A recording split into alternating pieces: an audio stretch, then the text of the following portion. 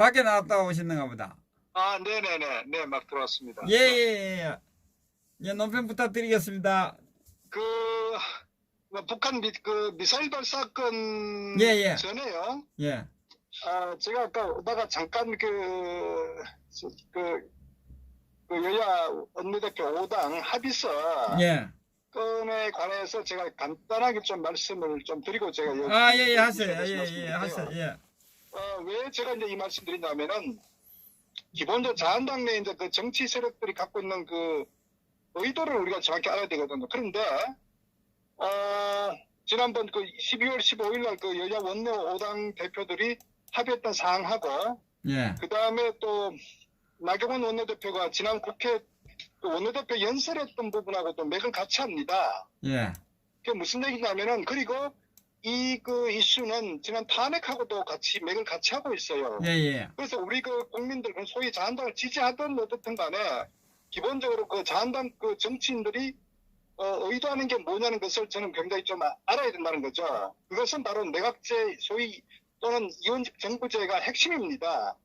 그러니까 알다시피 지난 탄핵 때 이 좌파들 세력들은 어쨌거나 이 보수파 정권을 소위 말해서 이제 끄집어 내려가서 자기들이 추구하고자 하는 이 사회주의 북한과의 어떤 그 국가가 되는 어떤 그런 연방제를 실현하는 게 저들 좌파들의 어떤 핵심적인 그 노선이고 가치였거든요. 예. 그런데 우리가 왜 그러면 이 자한당의 이 소위 이 김무성을 중심으로 한 이 세력들이 거기에 또 그 이명박 씨도 같이 동참했다고 우리가 해석을 할 수가 있습니다. 예, 예. 그래서 그것은 철저하게 그 이원집 정부제를 추구하고자 하는 개헌이 핵심이었다고요. 그런데 네. 박 대통령이 개헌에 대해서는 굉장히 부정적 인식을 갖고 있었단 말이에요. 특히 대한민국의 이런 남북한 간의 어떤 그 굉장히 긴장도가 높은 상황에서 이 개헌을 한다는 거는 굉장히 문제가 있다. 이게 이제 기본적인 박근혜 대통령의 인식이었단 말이에요. 거기 반대하니까 결국 이들이 사실 그 당시에 이제 이 박 대통령을 그 탄핵시켜가지고 개헌 정국으로 몰고 가고자 하는 이런 배경이 핵심이었습니다. 그래서 거기에서 이명박 씨 같은 경우도 결국 친일을 중심으로 내세워가지고 이명박 씨도 어차피 한번 대통령 했기 때문에 그러나 권력을 지속적으로 이제 가져가려면은 결국 뒤에서 어떤 실질적인 그 친일을 내세워가지고 권력을 지속시키는 이런 부분이 있었기 때문에 결국 그 당시에 이제 이명박 씨 같은 경우도 이 탄핵에 대해서 국민들의 어떤 여론이 존중되다는 식으로 탄핵을 상당히 이제 부역한 그런 경향이 있었죠. 그래서 그것이 그 당시에 이제 그 소위 새누리당 내 이 국회의원들 이 김무성은 철저한 그 내각제 그 추종 세력이라고요. 예. 그 부분이 우리가 정확히 알아야 되고 그런데 그 의도가 지금까지도 그대로 유지되고 있다는 겁니다. 그래서 지난 12월 15일 날 이 합의서에도 보면 마지막 6조에 보면은 뭐냐면 원포인트 개헌이 나와요. 권력구조 재편과 원포인트 개헌이라는 게 핵심인 내각제 또는 이원집 정부제를 염두에 둔 거거든요. 그러니까 이 소위 자한당 내의 이 중진들 또는 김무성이 어쨌거나 지금도 영향력을 상당히 행사하고 있기 때문에 이들이 갖고 있는 머릿속에는 오로지 어떤 국가 어떤 그 미래 발전, 국민의 안위 이 측면보다는 어떻게 하면 권력구조 변경을 통해서 자신들의 정치적 영향력을 지속할 거냐 이런 권력구조에만 매몰돼 있어요. 그것이 소위 말해서 지금 자한당 내의 정치 세력들의 어떤 그 핵심적인 그 사고다. 이것을 우리가 좀 알아야 됩니다. 그렇기 때문에 지난번에 그 원내대표 연설 때도 서두에는 말이에요.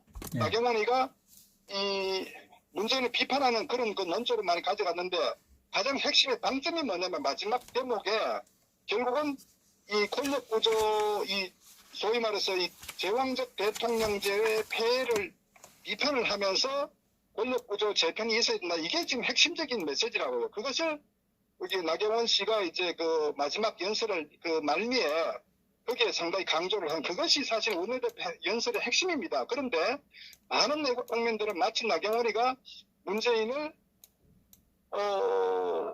이 김정은의 수석 대변인이라는 것처럼 이렇게 거기에 굉장히 이제 쏠림 현상을 갖고 지지를 보내는데 실제 그 핵심적인 어떤 그 배경은 그게 아닙니다.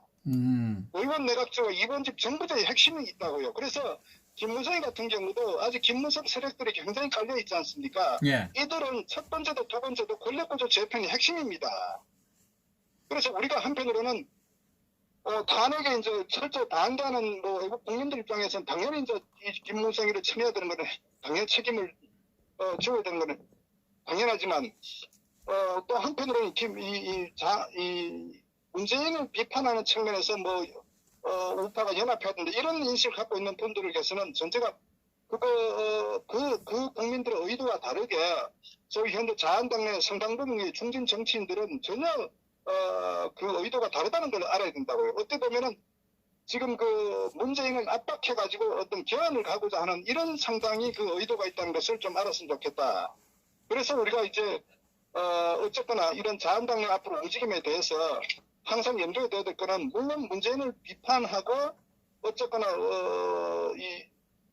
어떻게 하면 끌어낼 거냐 이것도 중요한데 한편으로는 저 정치 세력들의 어떤 의도도 우리가 간파를 하고 철저히 그 긴장의 끈을 놓으면 안 된다. 저는 그걸 우선 좀 말씀드린 겁니다. 우선 자한당의 어떤 그런 실체에 대해서. 그러니까 지금 이 합의 내용이 이렇게 한마디로 정의를 하면 주거니 받거니 아닙니까? 이 결국은 이 연동형 비례대표제 공수처하고 지금 이 좌파들이 그것을 주장하고 있고 지금 그 자유한국당은 그 의원 집정부제, 의원 내각제 이것을 자기들은 주장하고 이것을 동시에 함께 하자. 서로 윈윈하자 이거 아닙니까? 그러니까 동상이몽이죠. 소위 그 더불당 같은 경우는 어쨌거나 자신들이 어떤 그 여당으로서 자기들이 이중대, 삼중대를 많이 만들어가지고 자신들의 어떤 정치적 시나리오에 어떤 끌고 가는 데 있어서 전부 동참을 하도록 하기 위해서 소위 이제 그런 우협당을 만들고자 하는 그런 그 의도가 더불당이 있고 정의당 같은 경우는 어쨌거나 현재 어떤 소선거구제를 가지고는 어쨌든 의석 자체를 5석, 6석 이렇게밖에 못하니까 한계가 있으니까 그래서 연동형 비례를 통해서 자신들의 어떤 자신들 단독의 어떤 힘을 가지고 소위 이 원내대 교섭단체를 만들고자 하는 이런 나름대로 어떤 꿈을 갖고 있고 또 바른미래당 손학규 씨 같은 경우도 또 연장선상이거든요. 그러니까 전부 저들은 현재 이런 이 권력구조 또는 연동형 선거구조에 대해서는 국가와 국민이라는 측면보다는 철저하게 자당의 어떤 그 정치적 이익에 어떤 것이 가장 부합되는 이런 측면에서 합의한 거예요. 그리고 어쨌거나 이 자한당의 나경원이 같은 경우도 이 권력구조 재편, 소위 내각제나 이원적 정부전을 실현하기 위해서 저들하고 협상의 딜을 통해서 하고자 하는 그게 핵심이라고요. 그래서 하나만 더 묻겠습니다. 네네. 예. 지금 저는 어젠가 그젠가 그 이야기를 했습니다. 자한당이 이원 집중부제하고 이원 내각제를 주장하는 이유는 정권을 차지할 그것이 안 보이니까 이걸 하겠다는 거 아닙니까?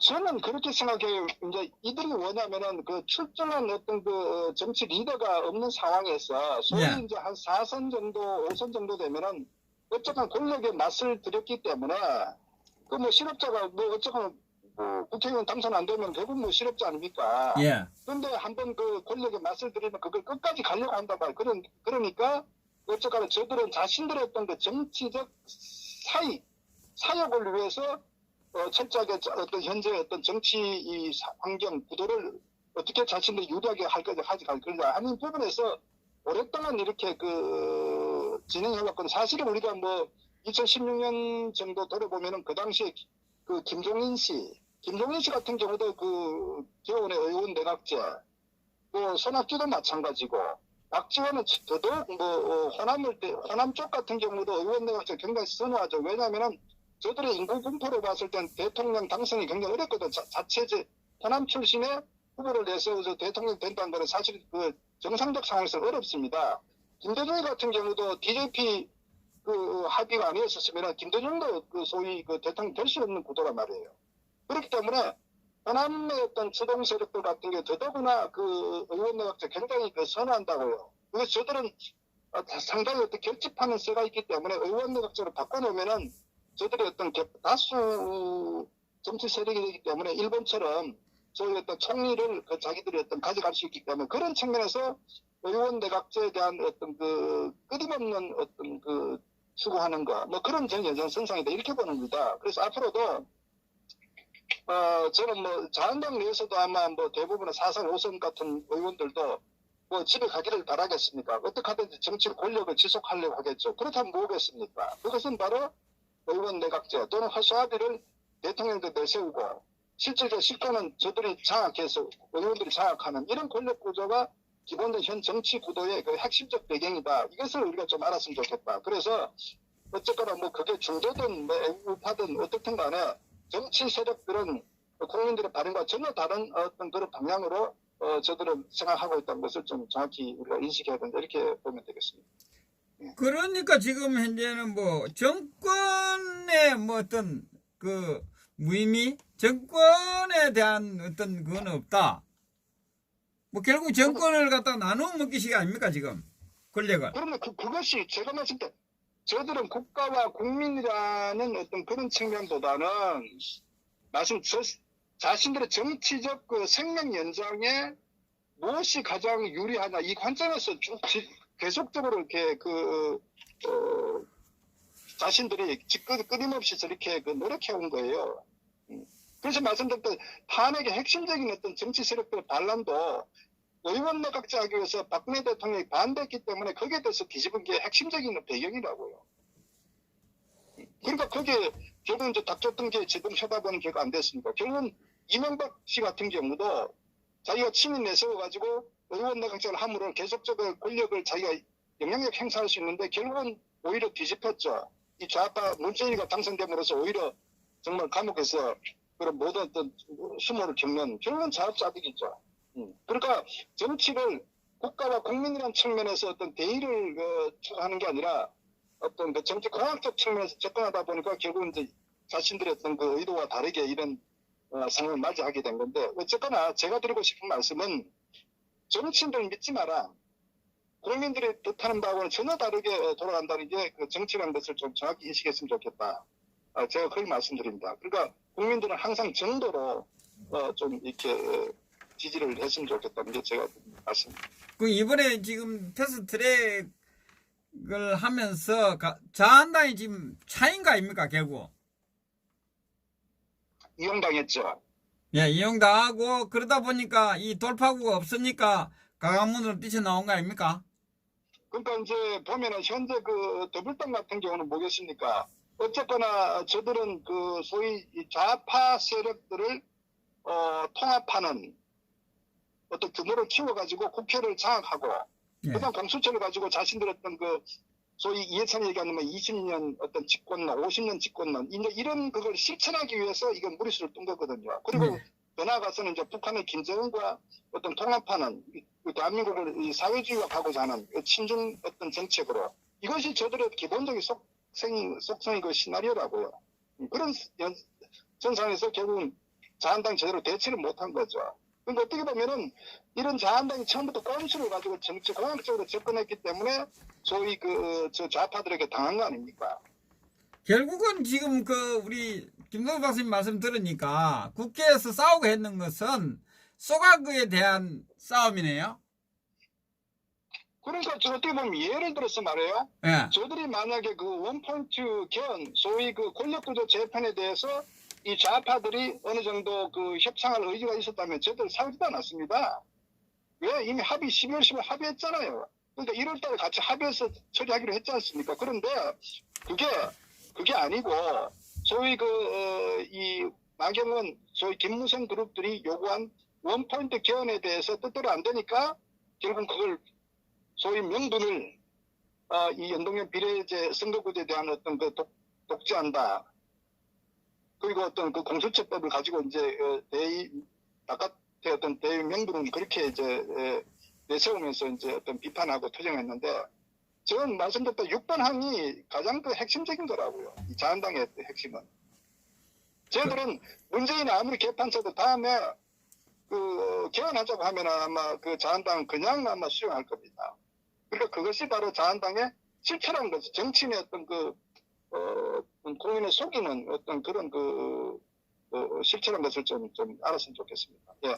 결국 6번 못하겠다 크고 연동형 비례대표제하고 공수처를 밀어붙인 거네요. 그죠? 결국 그렇죠. 배신의 그러니까 예. 어리석게 당한 거죠. 그러니까 좌파들한테 머리를 하면요 안 됩니다. 저 좌파들 못 이겨요. 그렇다고 뭐 우파가 투정력이 있는 것도 아니고 그래서 자한당이 문제는 안 된다는 겁니다. 예, 그걸 속지 알겠습니다. 말았어야 됩니다.